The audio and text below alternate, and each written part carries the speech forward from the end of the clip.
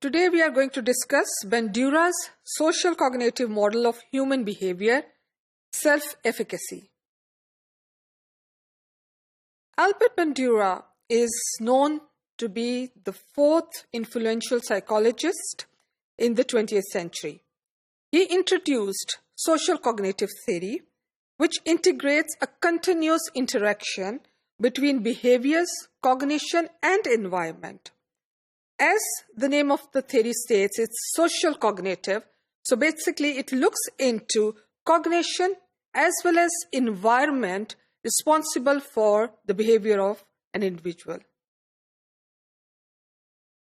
Social cognitive theory proposes that people not only respond to environment, but are also engaged in the process of seeking and interpreting information.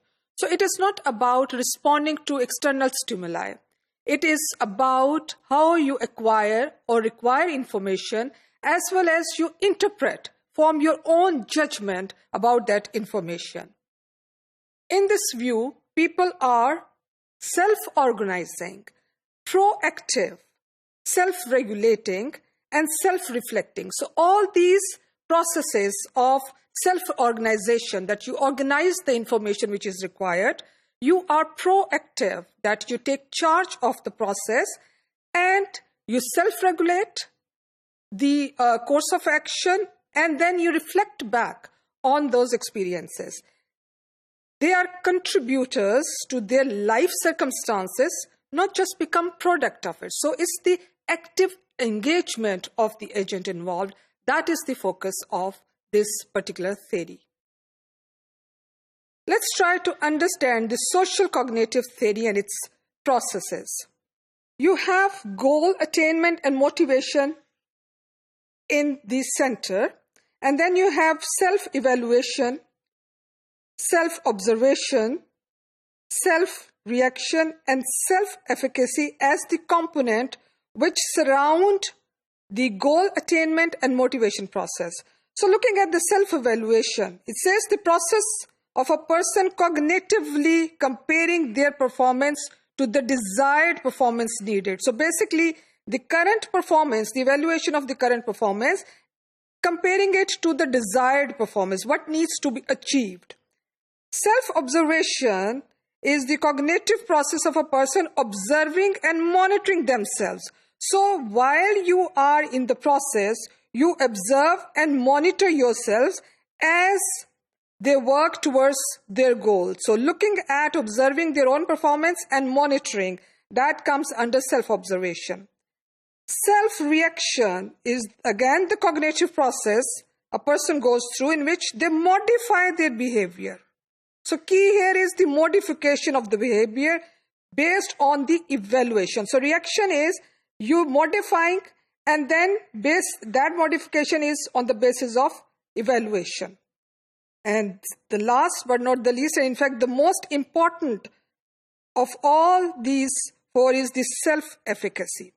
That is individual's belief in his or her capacity to execute behavior necessary to produce specific performance. So self-efficacy is having one's own belief and ideas about one's own capabilities to perform a certain task. And that is what is the discussion of today's topic. According to Bandura, self-efficacy refers to beliefs in one's capabilities to organize and execute the course of action required to manage prospective situation. That's what Bandura says about self-efficacy, that it is the understanding of one's own capabilities, how capable he or she is to carry out a specific task.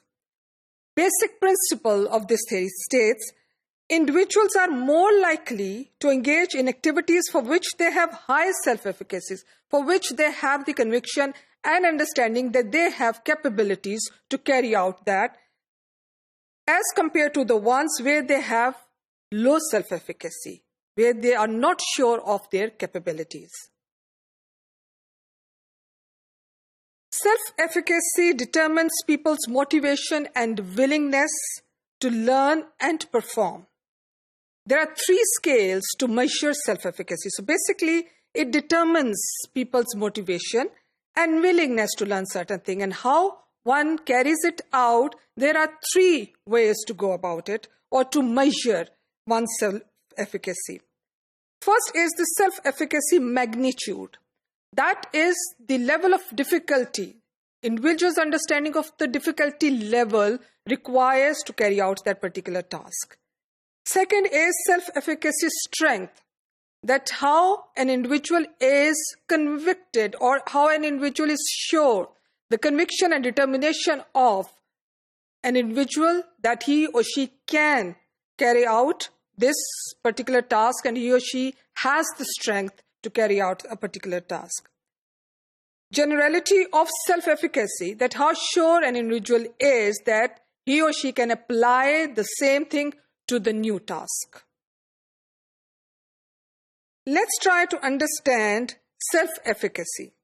As you can see in the image, self-efficacy is surrounded by performance outcomes, vicarious experience, verbal persuasion, and physiological feedback. These 4 components constitute self-efficacy. Looking at the very first component, that's performance outcome, and according to Bandura, the positive and negative experience can influence the ability of individual to perform a given task. So basically, the positive and negative experience is what are the determinant factors to enable an individual to carry out a given task. If one has performed well at a task previously, then he or she feel more motivated and competent to carry out the similar task again. Vicarious experience are people develop high or low self-efficacy vicariously through other people's performance. So a person can watch another person perform some action, and then based on that, he or she compares their performance and competency with those individuals whom they are observing. So this particular point is about comparing their competence with other individuals' competence. Verbal persuasion is that self-efficacy is influenced by encouragement and discouragement. That is the encouragement or discouragement in the form of verbal persuasion. That if somebody performs well and gets a positive feedback in the form of well done, then this is going to increase the self-efficacy. Physiological feedback is people's experience sensation from their body and how they perceive this emotional arousal influence their beliefs of efficacy. So the level of excitement that one feels or some anxiety, that is something which play an important role in the development of or in the perception of one's self-efficacy. 3 assessment processes for self-efficacy are analysis of task requirements, attributional analysis of experience, assessment of personal and situational resources. Analysis of task requirement is the key components which a task contains. One has the complete analysis of them. Attributional analysis of experience is one's judgment of the level of performance. And assessment of personal are the personal skills and the resources or situation constraints refer to the competing demands around in the environment.